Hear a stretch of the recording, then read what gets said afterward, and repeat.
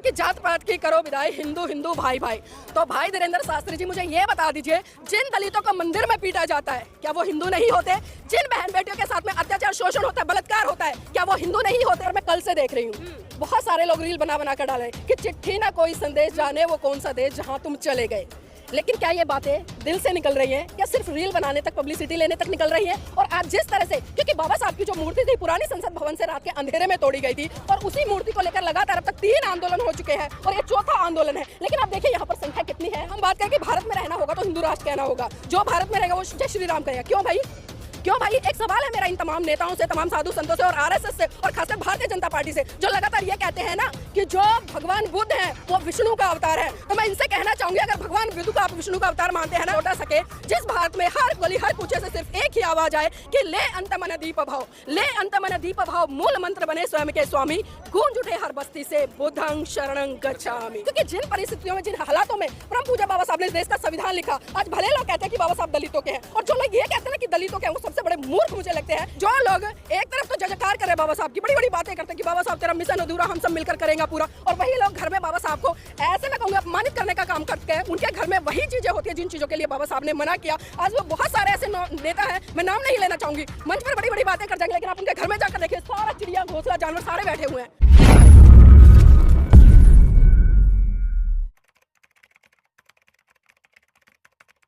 आपके परिनिर्वाण दिवस है तो क्या कहना चाहेंगे आप? देखिए, सबसे पहले तो मैं आज बाबा साहब का जो परिनिर्वाण दिवस है उसके लिए सशक्त नमन करती हूँ और समस्त भारत देश के लोगों की तरफ से बाबा साहब को आदरांजलि देती हूँ। लेकिन आज मैं एक बात जरूर कहूँगी, क्योंकि ये पीड़ा कहीं ना कहीं मेरे मन में लगातार जब जब बाबा साहब का परिनिर्वाण दिवस आता है तब तब कहीं ना कहीं एक जहन में बिजली सी कौनती है और पीड़ा के माध्यम से वो बातें कहीं ना कहीं निकलती है। क्योंकि बाबा साहब ने जिन सिद्धांतों की, जिन विचारों की बात की और जितना त्याग समर्पण इस देश के लिए किया, शायद आज के वर्तमान समय में ना तो वो त्याग समर्पण मैं बहुजन समाज के लोगों में देखती हूँ, नेताओं में देखती हूँ, और ना ही जो तमाम सामाजिक संगठन बनाकर लोग काम कर रहे हैं उनमें देखती हूँ। और उसका कारण यही है क्योंकि जिस तरह से अकेले बाबा साहब इतिहास रच गए, लेकिन आज करोड़ों लाखों लोग और लाखों करोड़ों संगठन होकर भी वो काम नहीं कर पा रहे जो बाबा साहब ने किया था। तो आज जरूरत है इस बहुजन समाज के लोगों की कि जो बाबा साहब की जो विचारधारा है, क्योंकि बाबा साहब ने जिस व्यवस्था पर चोट की, जिस व्यवस्था को उन्होंने कुठाराघात करते हुए एक बहुत बड़े स्तर पर सांस्कृतिक परिवर्तन किया, और उसी सांस्कृतिक परिवर्तन का नतीजा रहा कि भारत बुद्ध में हुआ। लेकिन हम देखते हैं कि 1935 में बाबा साहब एवला की धरती से घोषणा करते हैं कि मैं हिंदू धर्म में पैदा हुआ, ये मेरे बस की बात नहीं है, लेकिन मैं हिंदू धर्म में मरूंगा नहीं। लेकिन विडंबना है कि परम पूज्य बाबा साहब की स्टेटमेंट को बहुजन समाज के लोगों ने समझा ही नहीं, और तमाम लोग ये भी कहते नजर आए कि धर्म परिवर्तन जो था वो बाबा साहब का निजी फैसला था। तो मैं उन तभी बुद्धिजीवी लोगों से पूछना चाहती हूँ कि जब धर्म परिवर्तन बाबा साहब का निजी फैसला था तो उनके द्वारा संविधान में जो तमाम हक अधिकार दिए तो आप उनका उपभोग क्यों करते हो, किस आधार पर करते हो? मतलब धर्म परिवर्तन को तो आप कह देते हो कि वो बाबा साहब का निजी फैसला था, लेकिन बाबा साहब ने जो आरक्षण की व्यवस्था दी, वोट का अधिकार दिया, आपको फर्श से लेकर अर्श तक पहुंचाने का बाबा साहब ने काम किया, एक झाड़ू से लेकर आपको एक राष्ट्रपति तक बनने का अधिकार दिया। मतलब तमाम अधिकार बाबा साहब ने संविधान के माध्यम से दिए, हिंदू कोड बिल के माध्यम से लिए। लेकिन ना तो इस देश के लोग और ना ही इस देश की महिलाएं आज बाबा साहब को समझ पा रही हैं। और जिस तरह से बाबा साहब ने लगातार 21 साल तक तमाम धर्म ग्रंथों का अध्ययन किया, क्योंकि बाबा साहब ने किसी संगठन पर कुठाराघात नहीं किया, किसी पर्टिकुलर ब्राह्मणवादी व्यवस्था पर इतना कुठाराघात नहीं। उन्होंने देखा कि कौन सी जो व्यवस्था है जो इस देश के बहुत बड़े तबके को गुलाम बना रही है, उस पर अत्याचार कर रही है, शोषण कर रही है, और यहाँ तक कि महिलाओं की जो दयनीय स्थिति थी वो तो पशु से भी बदतर थी। तो बाबा साहब ने वहां पर काम किया। बाबा साहब ने किसी के खिलाफ FIR दर्ज नहीं कराई, बाबा साहब ने किसी के खिलाफ आंदोलन नहीं छेड़े। लेकिन बाबा साहब ने 1956 में, आप सभी जानते हैं कि 14 अक्टूबर सन 1956 में बाबा साहब ने हिंदू धर्म को छोड़कर बौद्ध धर्म की शरण गए और उन्होंने लाखों अनुयायियों के साथ में। लेकिन आज वो लाखों अनुयायी है कहाँ? आज वो लाखों न्यायिक है कहाँ? ये बहुत बड़ा सवाल खड़ा होता है, क्योंकि हम हर साल 14 अप्रैल पे बाबा साहब की जय जयकार कर लेते हैं।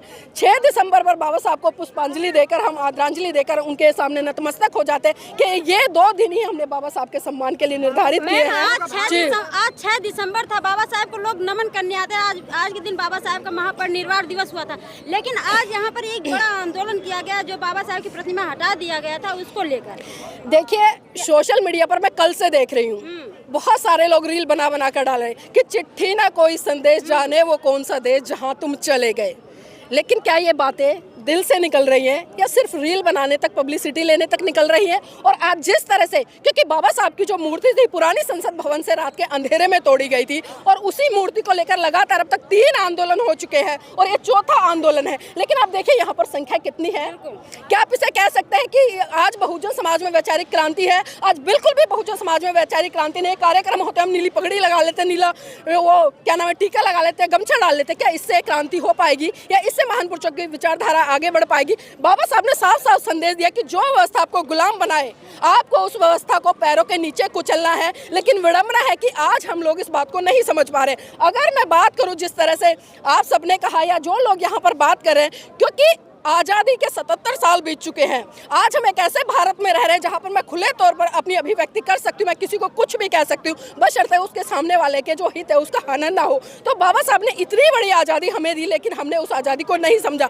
77 साल बीत गए, तमाम सरकारों ने बाबा साहब की मूर्तियाँ लगाई ना, तमाम सामाजिक संगठनों ने बाबा साहब की मूर्तियाँ लगाई, तमाम जो गवर्नमेंट अधिकारी हैं उन्होंने बाबा साहब की मूर्तियाँ लगाई, तमाम जज, डॉक्टर, इंजीनियर, वकील, छोटे छोटे संगठन या जो लोग बाबा साहब में आस्था रखते हैं उन्होंने बाबा साहब की मूर्तियाँ लगाई। लेकिन मुझे बताइए एक सवाल कि जिन लोगों ने बाबा साहब की मूर्तियाँ लगाई, आज वही बाबा साहब की मूर्तियाँ रात के अंधेरे से लेकर दिन के उजाले तक में तोड़ी जा रही है। तो क्यों नहीं बचा रहे इन मूर्तियों को? क्योंकि उसका कारण है क्योंकि हमने वैचारिक क्रांति नहीं की।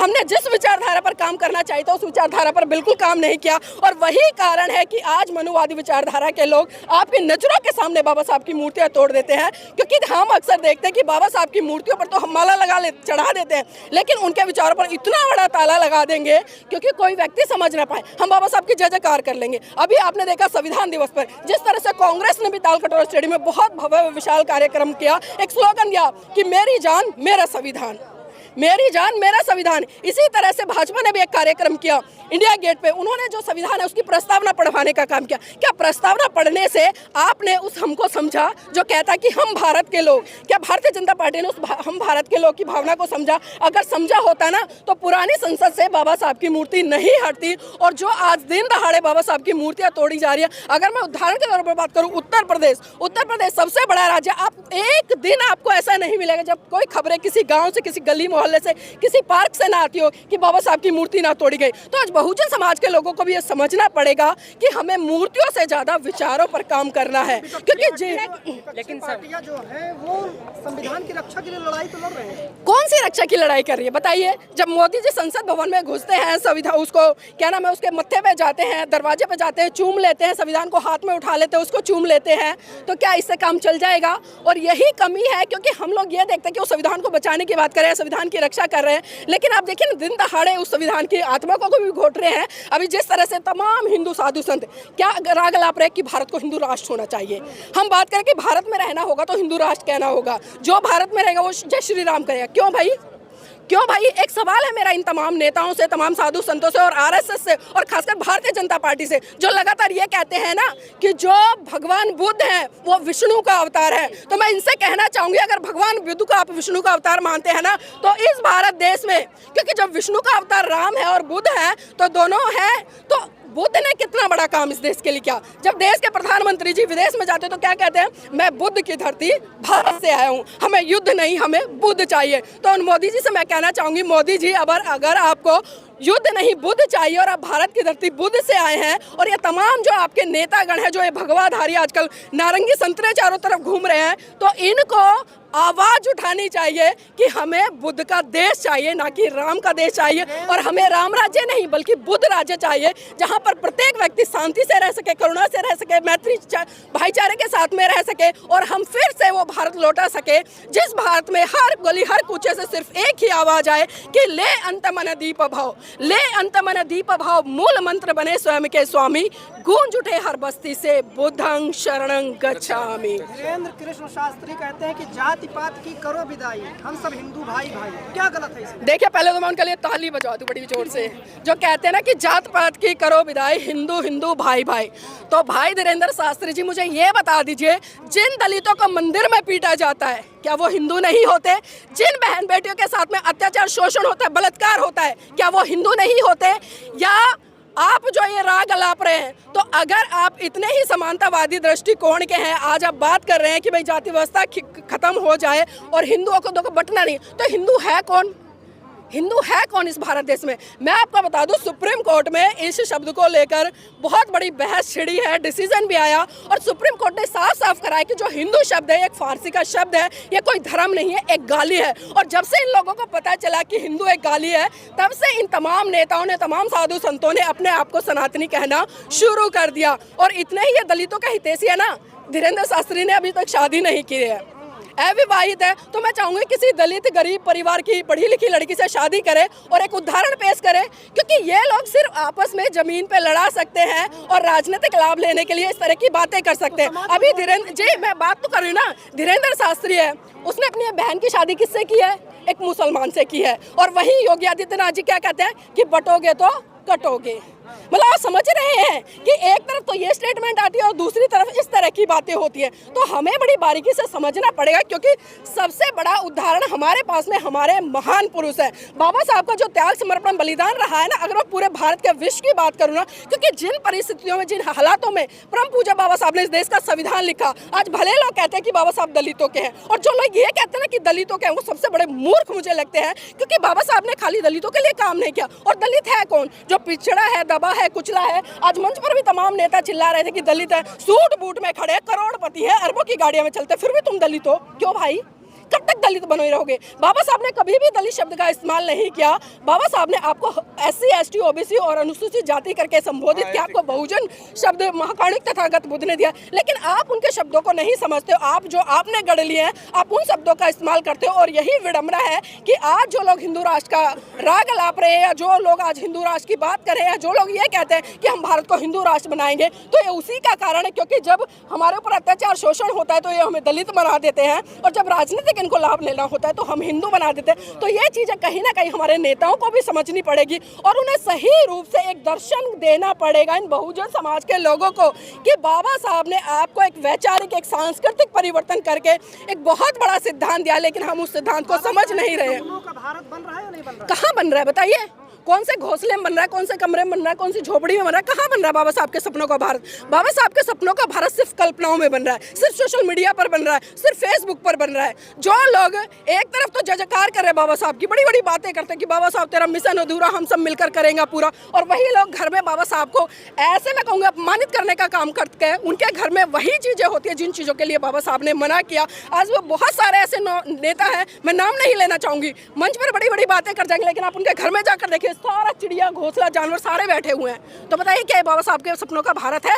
बाबा साहब ने उस भारत की कल्पना की थी जिसमें एक जमीनी ग्राउंड से जुड़ा हुआ व्यक्ति और एक अर्श पर बैठा हुआ व्यक्ति सभी समान होंगे, क्योंकि संविधान में उन्होंने वोट का अधिकार दिया, समानता का अधिकार दिया कि आज एक चपड़ासी को भी राष्ट्रपति बनने का अधिकार है, आज एक सफाई कर्मचारी को भी राष्ट्रपति बनने का अधिकार है। तो बाबा साहब ने तो ऐसी व्यवस्था दी, और बाबा साहब ने ऐसा धर्म दिया जो वैज्ञानिकता के आधार पर है, जो आपको एक मानव होने पर गर्व कराता है। लेकिन आज हम मानव ना होकर बल्कि जानवर बने हुए हैं। तो कहीं ना कहीं ये बहुजन नेताओं की ही गलती है, जिन्हें जो दिशा देनी चाहिए थी। क्योंकि मैंने कहा ना, बाबा साहब को सिर्फ आदरांजलि देना, फूल चढ़ा लेना, इसमें बहुत बड़ा फर्क है। क्योंकि आज मैं बहुजन समाज में दो कैटेगरी देख रही हूँ, एक तो भक्त की और दूसरी अनुयायी की, और दोनों में बहुत बड़ा फर्क है।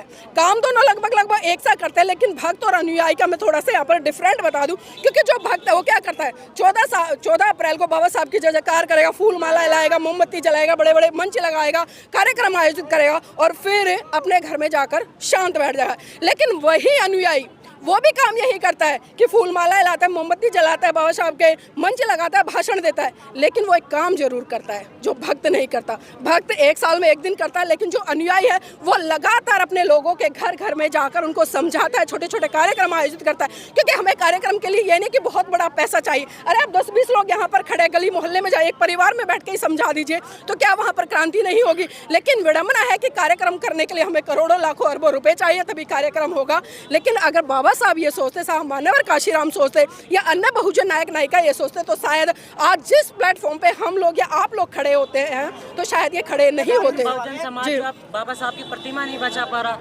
प्रतिमा बचाएगा कहाँ से बताइए मुझे?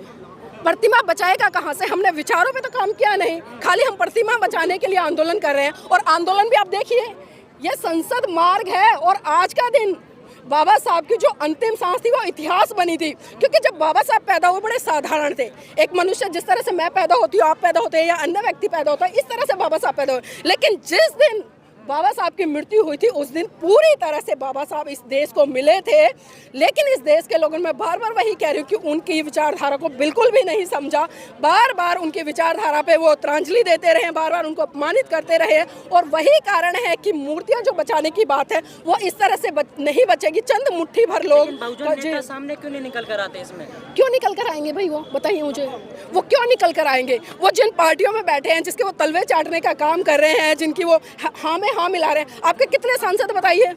कितने सांसद है लोकसभा में, राज्यसभा में कितने सांसद है? क्यों नहीं वो आपके लिए बोल रहे? क्योंकि उन्हें पता है आपके वोटों ने उन्हें नहीं जिताया। उन्हें Bharatiya Janata party, RS, Congress, BJP, आम आदमी पार्टी, उनके कार्यकर्ता, उनके वोटों ने जिताया, हमने नहीं जिताया। तो वो क्यों हमारी बात रखेंगे बताइए? जी, शास्त्री की यात्रा में जो हिंदू जोड़ो यात्रा निकाल रहे हैं उसमें सभी जातियों के लोग शामिल हो रहे हैं। देखिए उसमें कोई हिंदू नहीं है, मैं आपको बता दूं, हिंदू भारत में है ही नहीं। चाहे वो धीरेन्द्र शास्त्री अलापते रहे, मोहन भागवत अलापते रहे, कुछ भी ले, क्योंकि ये लोग हमेशा समरसता की तो बात करते हैं लेकिन कभी भी समानता की बात नहीं करते। उनको पता है जिस दिन हमने समानता की बात कर दी, इस भारत देश से जो जाति व्यवस्था है ना वो खत्म हो जाएगी। और ये इतने ही समानतावादी है तो क्यों नहीं सबसे पहले जो, क्योंकि हिंदू धर्म है, हिंदू धर्म वैसे है नहीं, मैं एक उदाहरण के तौर पर इन्हीं के आधार पर बात कर रही हूँ। जिस तरह से बोलते हैं तो जातियाँ है कहाँ? वर्ण व्यवस्था है क्या? क्या मुसलमानों में है, सिखों में है, जैनों में है, बौद्धों में है? इनमें तो नहीं है ना। तो ये वर्ण व्यवस्था का बीज है, ये सिर्फ हिंदुओं में है। और इतने ही जातिवादी खत्म करने वाले लोग हैं तो पहले सबसे पहले ये हिंदुओं को खत्म कर दे, जाति व्यवस्था अपने आप खत्म हो जाएगी। और जो ये लेकर कारवां चल रहे हैं, बढ़ा रहे हैं कि दलित हमारे साथ है, तो दलित भी कोई नहीं है, हिंदू भी कोई नहीं है।